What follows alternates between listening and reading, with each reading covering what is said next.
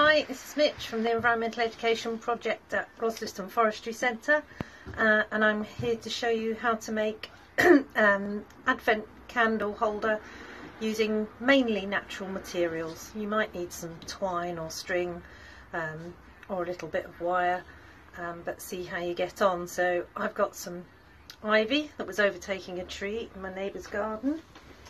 I've got some lovely perennial herbs, rosemary because it looks quite piney, which is quite nice for a Christmas decoration, some bay leaves, a bit of a conifer tree that was being trimmed because it got too big, and then for colour I've got some lovely hawthorn berries and some fallen leaves from an acer in a neighbour's garden. Very helpful if you're nice to your neighbours and can use their shrubbery. Hi, so if you can see, I've made the start of my advent candle holder base just from one sprig of ivy that I've kind of twisted and wound and tied into itself, so I haven't used any wire or string to make that initial shape.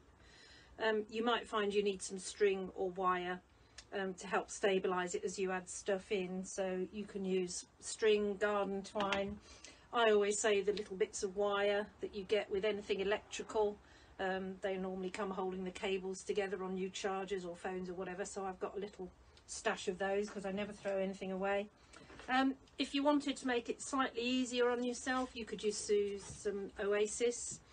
You can get it in a ring shape as well, but as you can tell by the state of this block, I've used it many times and I've just taped it to the base of an old flower pot. So that's just to get the basic shape that you want for the bottom of your candle holder. So this is my finished base. As you can see, I just started with that ivy ring and I've just literally gone around stuffing in sprigs of whatever I managed to find. So there's some of the hawthorn berries, lots of rosemary because it does look very pine-like, which is very Christmassy, I always think. Some of my conifer, the beautiful red maple leaves, which will dry out and discolour, but I think that it'll add to the charm as it ages towards Christmas Day. And some bay, which is a lovely evergreen and actually lasts quite a long time. If you put it in Oasis rather than just in an ivy ring like I have, then obviously you could water it a little each day and that would keep the sprigs going for a little bit longer. And so now to put my candles in. So there you have two finished natural advent candle holders. The first one was the one that I used the little ivy sort of ring for, that I twined in on itself. I did end up using some wire to hold some of the berries in, so just garden wire or string, and then the second one you can see was the smaller of the two that just used that little block of Oasis.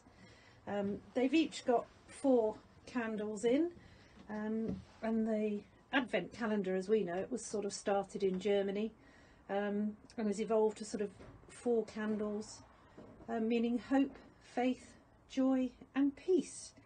And you light one on each Sunday in Advent leading up to Christmas Day.